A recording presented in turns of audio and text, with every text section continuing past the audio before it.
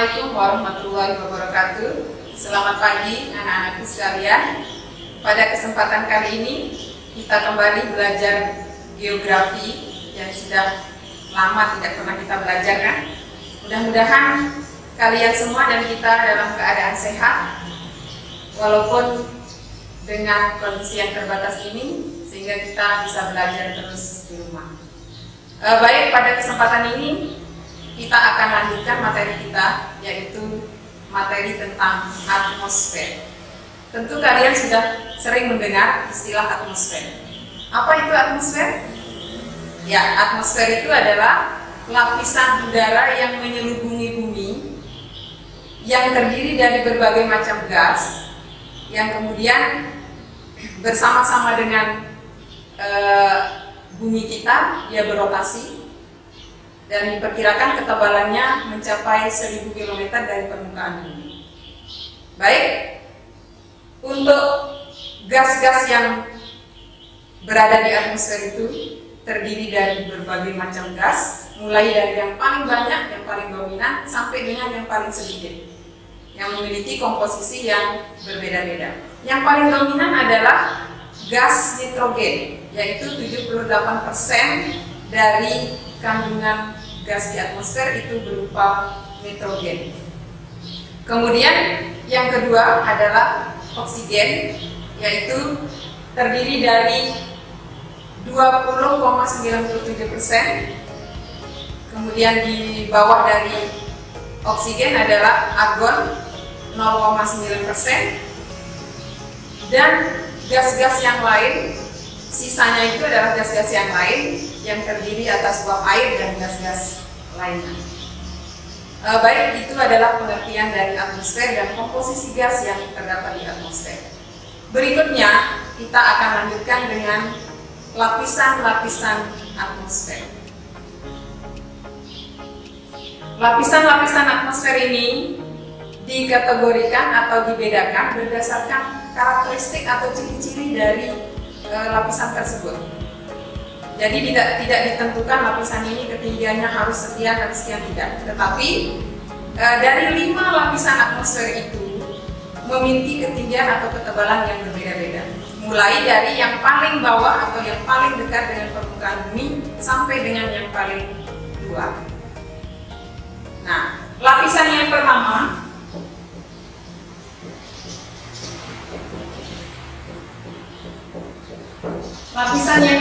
yaitu lapisan troposfer. Lapisan troposfer ini adalah lapisan yang paling dekat dengan permukaan bumi, di mana memiliki ciri-ciri ketebalannya itu rata-rata 12 km. Kenapa disebut rata-rata ketebalannya? Karena di setiap tempat berbeda-beda ketebalannya. Semakin mendekati kutub, ketebalannya semakin rendah. Sedangkan semakin mendekati ekuator atau khatulistiwa, ketebalannya semakin tinggi. Di ekuator diperkirakan 16 km, sedangkan kalau di kutub itu mencapai 8 km. Sehingga rata-rata dari ketebalan troposfer ini adalah 12 km.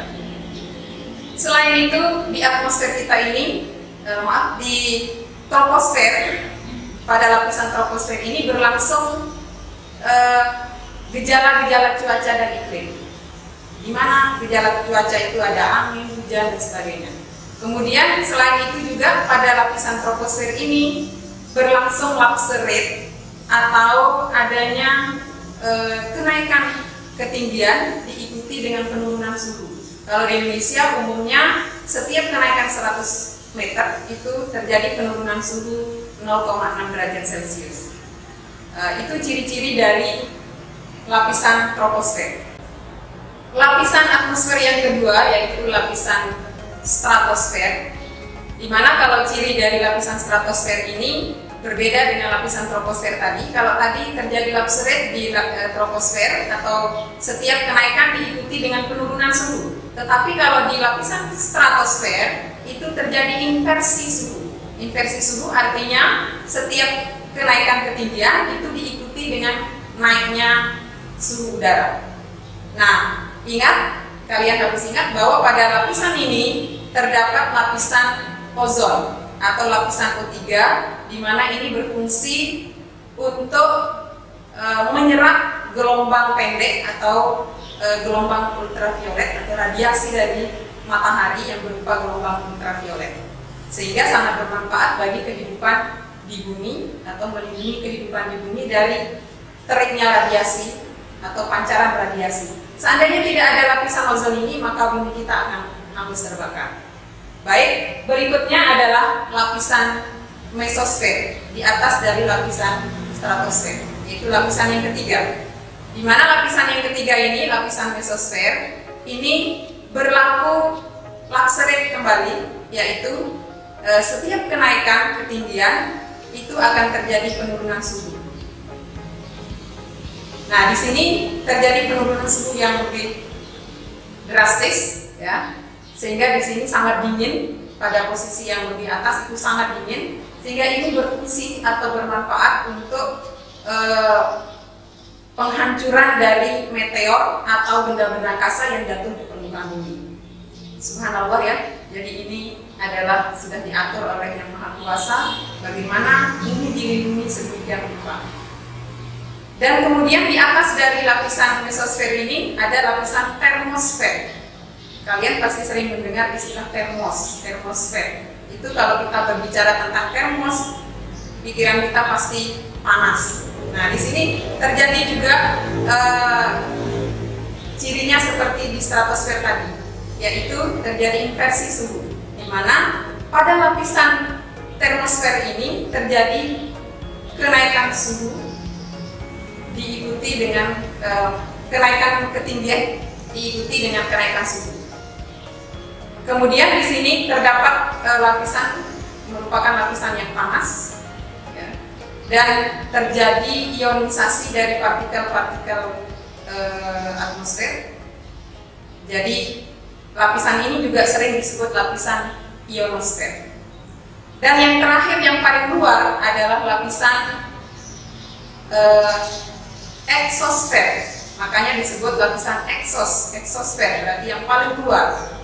Nah, ini banyak menyebutkan lapisan ini adalah lapisan transisi, di mana lapisan ini udara hampir tidak ada atau hampir tidak ada atau sangat terbatas, atau sering disebut dengan lapisan yang limited air atau terbatasnya udara, di mana sering juga disebutkan oleh para ahli bahwa ini adalah lapisan transisi antara atmosfer bumi kita dengan luar angkasa. Baiklah, kita lanjutkan. Tadi kalian sudah belajar tentang lapisan-lapisan atmosfer, di mana pada lapisan troposfer yang paling bawah itu terjadi gejala-gejala cuaca dan iklim. Nah, sekarang kita lanjutkan, apa itu cuaca dan iklim? Cuaca dan iklim itu walaupun unsurnya sama, tetapi dia pengertiannya dan nyatanya berbeda. Cuaca itu adalah keadaan rata-rata udara pada suatu saat tertentu dan meliputi wilayah tertentu. Biasanya meliputi wilayah yang sempit dan waktunya singkat.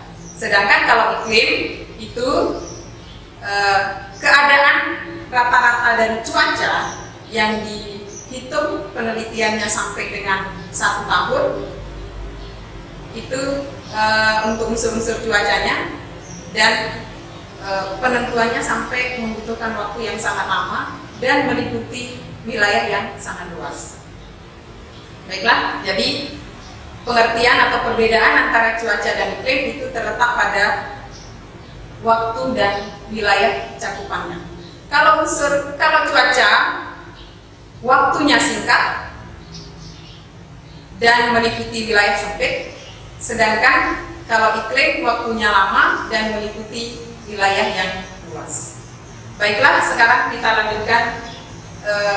Cuaca dan iklim ini dipengaruhi atau dibentuk oleh unsur-unsur pembentuknya, yaitu unsur-unsur pembentuk cuaca terdiri dari 6 unsur yang utama, yaitu yang pertama adalah suhu udara, kemudian yang kedua tekanan udara, yang ketiga angin, yang keempat kelembaban udara, yang kelima curah hujan, yang keenam awan.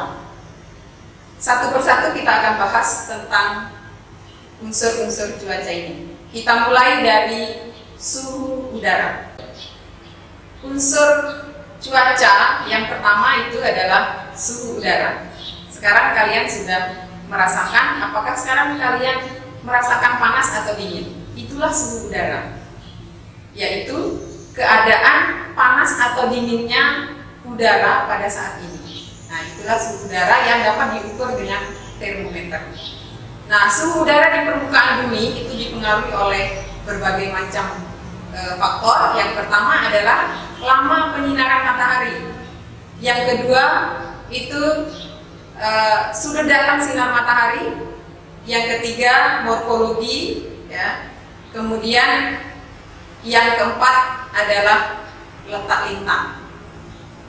Nah, kalau letak lintang ini bisa menjadi penyebab dari lama penyinaran matahari.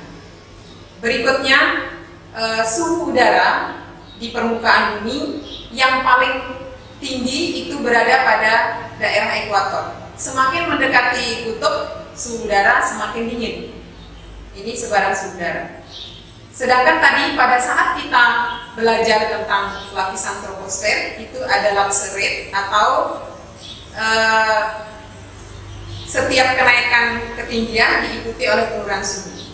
Nah, di sini kita akan coba untuk belajar menentukan suhu udara pada ketinggian-ketinggian tertentu, di mana setiap naik 100 meter maka akan turun suhu 0,6 derajat Celcius.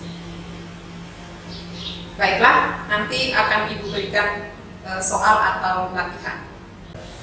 Kita lanjutkan ke unsur pembentuk cuaca yang kedua, yaitu tekanan udara.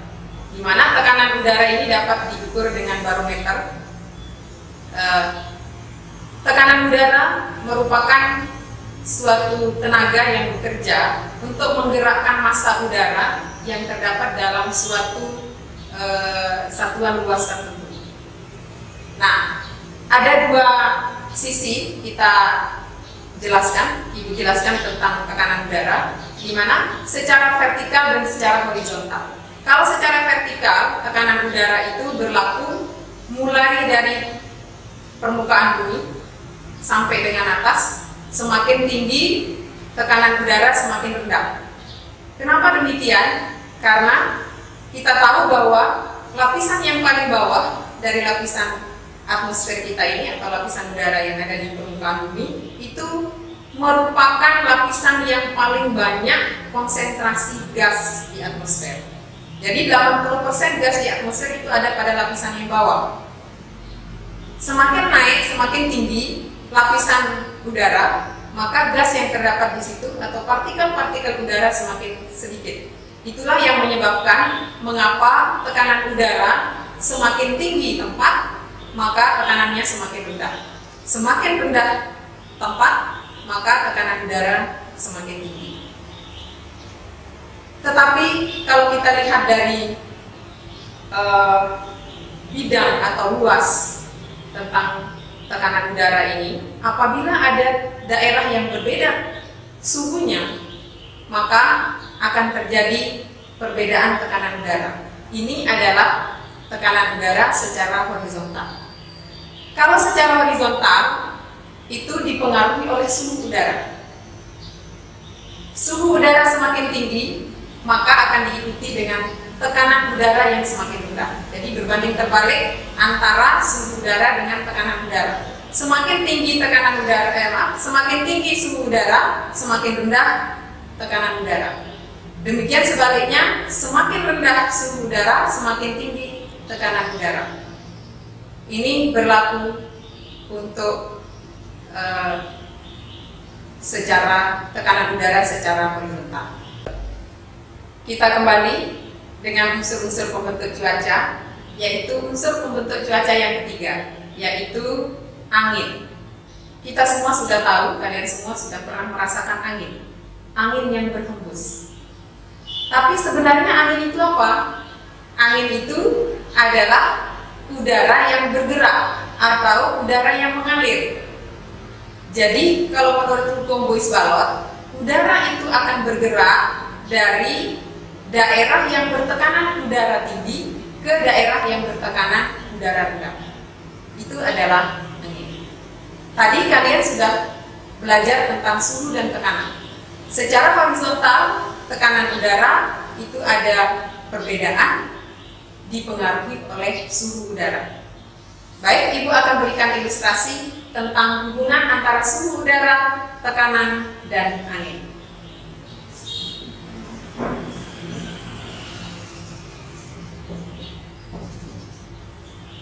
Ada dua wilayah, yaitu wilayah A dan wilayah B. Di wilayah A, suhu udaranya 28 derajat Celcius, sedangkan di wilayah B 25 derajat Celcius. Apa yang bisa kalian jelaskan? Jika suhu udaranya A dan B berbeda, maka mana yang lebih tinggi tekanan udaranya A atau B? Tentu yang lebih tinggi tekanan udaranya adalah wilayah B, sedangkan wilayah A memiliki tekanan yang lebih rendah karena suhunya lebih tinggi. Nah, karena daerah B merupakan daerah yang memiliki tekanan udara yang tinggi, lebih tinggi daripada wilayah B, maka wilayah A, maka wilayah B ini disebut dengan wilayah maksimum yang biasa ditulis dengan tanda plus seperti ini. Kemudian pada wilayah B, karena merupakan wilayah minimum yang memiliki tekanan udara rendah, maka diberi simbol tanda minus. Nah, tadi kalian sudah belajar tentang pengertian angin. Angin adalah udara yang bergerak atau udara yang mengalir dari wilayah yang bertekanan udara tinggi ke wilayah yang bertekanan udara rendah. Sehingga dapat disimpulkan jadi angin ini akan bergerak atau mengalir dari wilayah B ke wilayah A.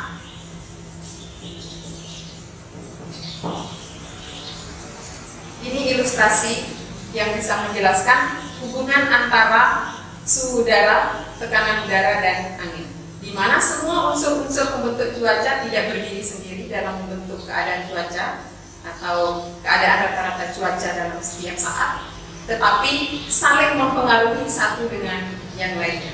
Demikian juga dengan unsur yang lainnya nanti, yaitu kelembaban udara, curah hujan, dan awan.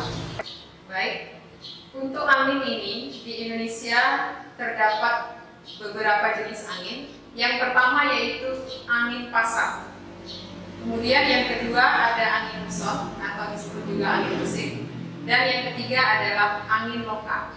Baik, kita mulai dari angin pasat. Angin pasat ini terjadi karena adanya pembelokan arah angin yang bergerak dari subtropis di permukaan bumi menuju ke khatulistiwa atau menuju ke ekuator. Sampai di khatulistiwa, angin yang bergerak dari belahan bumi utara berbelok ke kanan, sedangkan angin yang bergerak dari belahan bumi selatan berbelok ke kiri. Karena Indonesia terletak pada daerah ekuator atau terletak di khatulistiwa, maka kedua angin pasat ini dirasakan oleh Indonesia, di mana yang dari belahan bumi utara tadi yang dibelokkan ke kanan itu merupakan angin dirasakan sebagai angin timur laut atau angin pasat timur laut. Sedangkan angin yang berasal atau angin pasat yang berasal dari belahan bumi selatan setelah di khatulistiwa dibelokkan ke arah kiri, dan ini yang dirasakan oleh Indonesia sebagai angin pasat tenggara. Nah, kedua angin pasat ini kita rasakan. Kenapa tadi di Indonesia? Karena Indonesia terletak di daerah khatulistiwa. Angin pasat ini bertiup sepanjang tahun, sehingga sering juga disebut sebagai angin tetap atau dikategorikan sebagai angin tetap. Sedangkan angin yang kedua yang dirasakan oleh Indonesia adalah angin muson atau angin musim. Kenapa disebut angin muson atau angin musim? Ini karena angin ini membawa musim bagi Indonesia atau menyebabkan terjadinya perubahan musim di Indonesia, di mana angin muson timur itu bergerak dari benua Australia menuju ke benua Asia melewati kepulauan Indonesia. Karena dia berasal dari benua, kemudian melewati lautan yang sempit, maka udara ini tidak banyak mengandung uap air. Sehingga Indonesia yang dilewati mengalami musim kemarau. Sedangkan angin muson barat itu angin yang bergerak dari Asia, benua Asia, menuju ke Australia dan melewati Samudra Hindia. Sehingga karena melewati Samudra Hindia, maka udara tersebut atau angin tersebut banyak membawa uap air yang menyebabkan Indonesia mengalami musim penghujan. Karena uap air yang dibawa oleh angin muson barat ini mengandung banyak hujan. Sehingga itu yang menyebabkan Indonesia mengalami musim hujan. Angin muson barat dan angin muson timur ini berubah arah setiap 6 bulan sekali sesuai dengan peredaran semu tahunan matahari, di mana 6 bulan matahari berada di belahan bumi utara pada bulan Juni itu puncaknya, sehingga pada bulan Juni belahan bumi utara atau benua Asia memiliki tekanan udara lebih rendah. Sedangkan di Australia atau di belahan bumi selatan di Australia tekanan udaranya lebih tinggi. Nah, pada bulan Juni ini Indonesia mengalami musim kemarau. Sedangkan 6 bulan berikutnya itu matahari bergeser ke belahan bumi selatan, sehingga bagian dari benua Asia itu mengalami musim dingin, dan di situ terjadi tekanan udara yang lebih tinggi, sehingga mengalirlah udara atau angin bergerak dari benua Asia menuju ke benua Australia. Yang tadi yang dijelaskan tentang angin muson barat yang membawa banyak uap air yang menyebabkan Indonesia mengalami musim hujan. Adapun angin yang ketiga atau jenis angin yang ketiga yaitu angin lokal, di mana disebut angin lokal karena hanya dirasakan oleh daerah di sekitarnya. Yang termasuk angin lokal adalah yang pertama angin darat dan angin laut, angin gunung, angin lembab, dan yang ketiga ada angin form atau angin jatuh. Baik, kita lihat bagaimana proses terjadinya angin darat dan angin laut. Pada siang hari, daratan dan perairan itu memiliki sifat yang berbeda di dalam menerima penyinaran matahari. Pada saat siang hari, darat lebih cepat panas dibandingkan dengan permukaan laut. Sehingga pada siang hari tekanan udara di darat lebih rendah dibandingkan dengan di laut. Maka berhembuslah angin dari laut ke darat. Maka pada siang hari berhembus angin laut. Sedangkan pada malam hari sifat dari daratan lebih cepat panas dan lebih cepat melepaskan dingin. Sehingga pada malam hari daratan lebih dingin dibandingkan dengan di lautan atau di permukaan laut. Sehingga tekanan udara di daratan lebih tinggi dibandingkan dengan tekanan udara di laut. Maka terjadi pergerakan udara atau angin dari darat ke laut yang disebut dengan angin darat. Ini berlangsung pada malam hari. Jadi pada siang hari berhembus angin laut dan pada malam hari berhembus angin darat yang bisa dirasakan oleh wilayah yang berada di sekitar pesisir pantai. Sehingga disebut kategori atau dikategorikan sebagai angin lokal. Sedangkan contoh yang kedua yaitu angin gunung dan angin lembab. Pada siang hari puncak gunung lebih cepat menerima penyinaran matahari sehingga dia lebih tinggi suhunya dibandingkan dengan di bagian lembah. Maka di bagian lembah suhu lebih rendah dibandingkan dengan di bagian puncak. Maka tekanan udara di puncak lebih rendah dibandingkan dengan tekanan udara di lembah. Maka berhembuslah angin dari lembah ke gunung. dari lembah ke gunung, dan itu terjadi pada siang hari, sedangkan pada malam hari dari puncak gunung ke lembah, karena puncak gunung lebih cepat dingin pada malam hari, sehingga tekanan udaranya lebih rendah. Sedangkan di lembah, karena udaranya terkurung sehingga udaranya lebih hangat, maka dia memiliki tekanan udara yang lebih rendah. Tekanan udara yang lebih rendah, sehingga terjadilah hembusan angin dari gunung ke lembah pada malam hari yang disebut dengan angin gunung. Sedangkan angin yang ketiga dari angin lokal ini adalah angin pon, atau sering juga disebut dengan angin jatuh atau angin terjun. Kalau berbicara tentang angin pon atau angin terjun ini, juga kita akan berbicara tentang hujan orografis, di mana prosesnya berlangsung dari proses pembentukan hujan orografis, di mana terjadi penguapan di permukaan laut, kemudian hasil penguapan atau uap airnya yang kemudian terkondensasi, terbentuk awan, itu akan dibawa oleh angin ke daratan. Dari daratan, kemudian dia akan terus naik dan ditangkap oleh lereng gunung yang tinggi, sehingga uap air itu atau awan itu tadi akan jatuh menjadi hujan di lereng gunung tadi. Ini disebut dengan hujan orografis. Angin itu tadi terus bergerak walaupun hujannya sudah turun, tapi terus bergerak naik. Tapi ingat, karena hujannya sudah turun, berarti uap air yang dikandung oleh udara atau angin tadi sudah habis, sehingga angin ini bersifat kering, terus naik puncak, dan dia akan jatuh di lereng yang sebelahnya.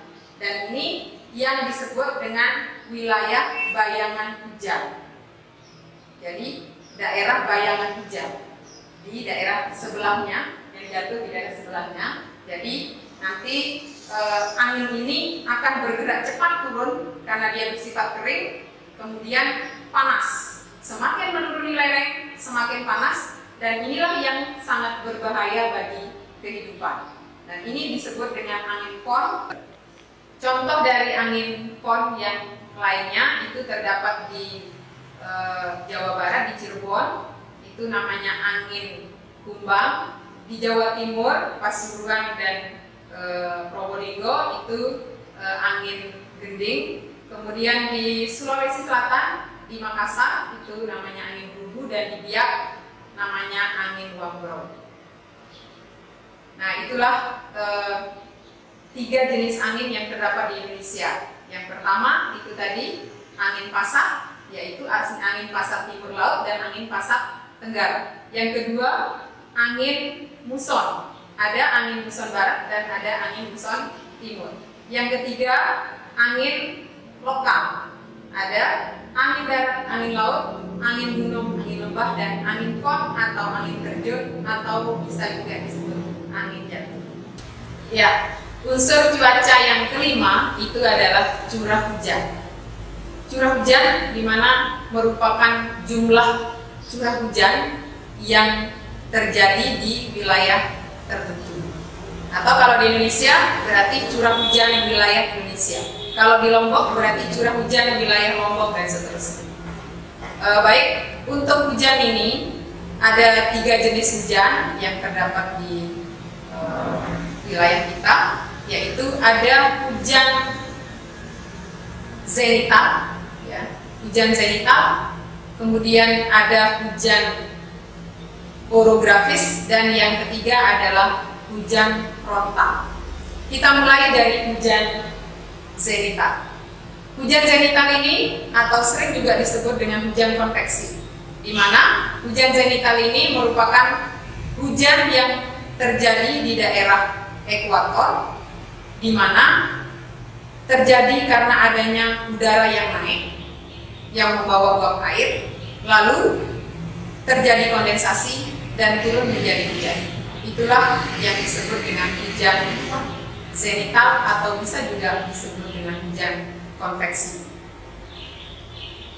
Kemudian hujan yang kedua yaitu hujan orografis. Seperti yang sudah dijelaskan tadi pada proses terbentuknya angin pon atau angin jatuh, itu terjadi penguapan di permukaan laut, kemudian awannya bergerak dibawa oleh angin ke daratan dan ditangkap oleh gunung, lalu di lereng gunung terjadi hujan, dan itulah yang disebut dengan hujan orografis atau hujan yang terjadi di lereng gunung. Dan yang ketiga adalah hujan frontal. Kenapa disebut hujan frontal? Karena ini ada dua massa udara yang berbeda, yaitu massa udara panas dan massa udara dingin yang bertemu, dan terjadilah di situ kondensasi secara cepat dan menimbulkan hujan frontal. Nah, itu untuk jenis-jenis hujan. Unsur cuaca yang terakhir yaitu awan, yaitu unsur cuaca yang keenam. Awan tadi sudah kita bahas juga pada proses pembentukan hujan orografis, di mana awan ini terbentuk dari adanya penguapan yang ada di permukaan bumi, baik itu dari laut, dari tumbuhan, atau dari perairan yang ada di darat. Kemudian itu akan terbawa naik ke atas, dan semakin tinggi semakin dingin dan terjadi proses kondensasi sehingga terbentuklah titik-titik air. Nah, titik-titik air yang berkumpul inilah yang menjadi awan. Awan kalau kita lihat di langit, ini ada yang warnanya putih, ada yang hitam. Tapi berdasarkan morfologi atau bentuknya, awan itu dibedakan menjadi 3 macam. Yang pertama itu ada awan cumulus. Kalau awan cumulus itu cirinya bergumpal. Kemudian dia dasarnya horizontal, tapi dia vertikal. Ya. Cumulus itu adalah awan cumulus. Kemudian kalau awan stratus itu awan yang tersebar merata di langit, itu adalah awan stratus. Dan yang ketiga adalah awan cirrus, itu awan yang tipis yang berada di tempat yang tinggi, ya, dan kelihatan seperti serat-serat bulu atau seperti bulu burung. Nah, itu adalah awan cirrus yang merupakan kristal-kristal es atau yang terdiri dari kristal-kristal es. Sedangkan kalau dilihat dari ketinggiannya, awan itu dibedakan menjadi 4. Yang pertama itu adalah awan tinggi, atau awan tinggi ini ketinggiannya lebih dari 6.000, bahkan ada yang 9.000 meter dari permukaan bumi. Nah, contoh dari awan ini adalah awan cirrus, awan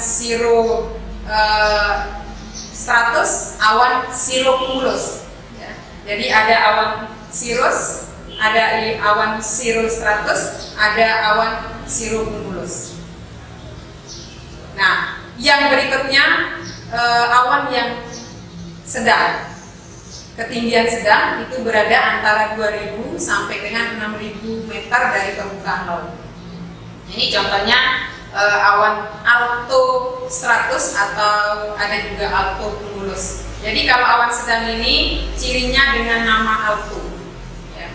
Jadi kalau disebut awan altocumulus, altostratus, maka awan itu adalah awan sedang.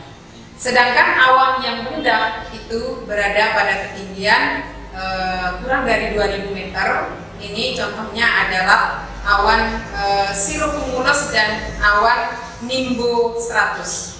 Jadi ada awan cirrocumulus, ada nimbostratus, itu contoh dari awan rendah.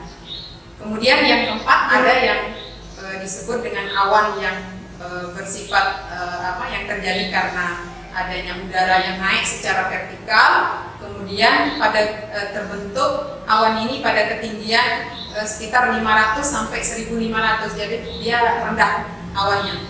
Nah, ini bentuknya bergumpal, kemudian dia banyak mengandung air atau mengandung hujan, sehingga dia sifatnya atau warnanya lebih gelap.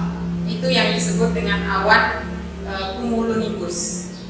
Ini jadi contoh dari awan ini. Awan cumulonimbus ini adalah awan yang mengandung hujan, awan yang bergumpal mengandung hujan yang tebal, dan disertai dengan petir, kilat, angin ribut dan sebagainya. Demikianlah untuk penjelasan tentang awan. Nanti Ibu akan berikan gambar-gambar awan, atau kalian bisa mengamati sendiri di angkasa. Demikianlah pembelajaran kita pada hari ini tentang atmosfer sampai dengan unsur-unsur cuaca. Insya Allah pada pertemuan berikut kita akan lanjutkan materi atmosfer, dan semoga kalian bisa belajar lebih baik dengan adanya video pembelajaran ini. Jangan lupa kalian latihan soal yang bisa diakses di website sekolah kita SMAN1 Praia, www.sman1praya.sch.id. Demikianlah, terima kasih. Assalamualaikum warahmatullahi wabarakatuh. Selamat belajar.